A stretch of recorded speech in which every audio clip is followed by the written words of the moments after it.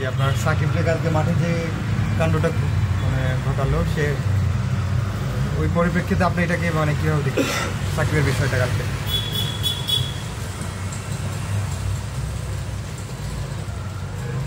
গতকালকের ম্যাচে আসলে মোহামেডান আবাহনীর যে ম্যাচ অতীতে তাদের যে উত্তেজনা ছিল সেই ম্যাচগুলি আসলে এই ম্যাচ বর্তমানে সেই উত্তেজনা না থাকলেও আসলে সাকিবের যে কাণ্ডকারখানা কালকে হয়েছিল ভাইটাল ম্যাচ মুশফিকুর রহিমের বিরুদ্ধে এলবির আবেদন, তৎসময়ে আবাহনী আসলে অবস্থা খুব খারাপ অবস্থায় ছিল।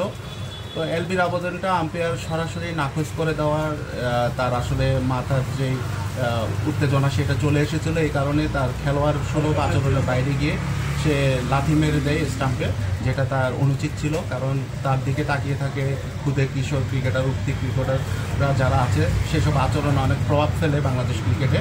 তার উচিত ছিল সে সময় তার মাথার যেই উত্তেজনাটা সেটা ধরে রাখা। আর পরবর্তীতে আসলে আম্পায়ারের কথাও আমি বলবো যে আম্পায়ার এক বল বাকি ছিল, যেটা ডাকওয়ার্ডের লুসির ম্যাচ কমপ্লিট হয়ে যায়, লাস্টে যেটা স্টাম্প সে ছুঁড়ে ফেলেছিল সেটার জন্য সে এক বল না খেলেই আম্পায়ার যখন ডাক দিয়েছেন যে পিচ কাভার নিয়ে আসার জন্য, তখনও তার আসলে ক্যাপ্টেন হিসাবে সে তার মেজাজ ধরে রাখা অনেক কঠিন। আমি এই বিষয়গুলি মনে করি আসলে শুধু খেলোয়াড়কে দোষ দিলে হবে না, তার সাথে যারা ম্যানেজমেন্টে জড়িত রয়েছেন, আম্পায়াররা জড়িত রয়েছেন। আমরা বিগত সময় জানি আম্পায়ারদের বিরুদ্ধে বাংলাদেশ ঘরোয়া ক্রিকেটে অনেক অভিযোগ রয়েছে বিভিন্নভাবে পক্ষপাতিত্বের। সেই পক্ষপাতিত্বটা থেকে পেশাদারিত্ব নিয়ে আসতে হলে বাংলাদেশকে অনেক কঠোর পরিশ্রম করতে হবে। আমি মনে করি বর্তমান বিসিবির অনেক দায়িত্ব রয়েছে, শুধু খেলোয়াড়কেই খলনায়ক বানালে হবে না, যেসব খেলা পরিচালনা করে অথবা ম্যানেজমেন্ট যারা রয়েছে তাদের আরও বেশি সতর্ক এবং তাদের আরও খেলা শেষ করার জন্য সুন্দরভাবে তাদের আরও মানসিকভাবে প্রস্তুত থাকার প্রয়োজন রয়েছে বলে মনে করি। আচ্ছা, আরেকটা বিষয়, ধরেন সাকিব কিন্তু এটা মানে গতকালকে যে প্রথম বললো এরকম না, আরও বেশ কয়েকবার তার অধ্যত্তর পরিচয় আমরা দেখেছি। তো সেক্ষেত্রে সাকিবের প্রতি আপনার পরামর্শ কী থাকবে? আসলে সাকিবে বিগত সময়ে সাকিবের যে খেলোয়াড় সুলভ আচরণের বাইরে গিয়ে সে অনেক আচরণ করেছে, নিষিদ্ধ ছিল মাঝখানে এক বছর। আমি মনে করি সাকিব যে অবস্থায় চলে এসেছে সে একটি বড় মাপের খেলোয়াড়, এবং কি বাংলাদেশের লিজেন্ডের হিসাব করতে গেলে বর্তমানে অবসর নিয়ে নিলেও সে লিজেন্ডের হিসাবে পড়ে। তো সাকিব যে কাজগুলি করছে আমি মনে করছি তা অনুচিত।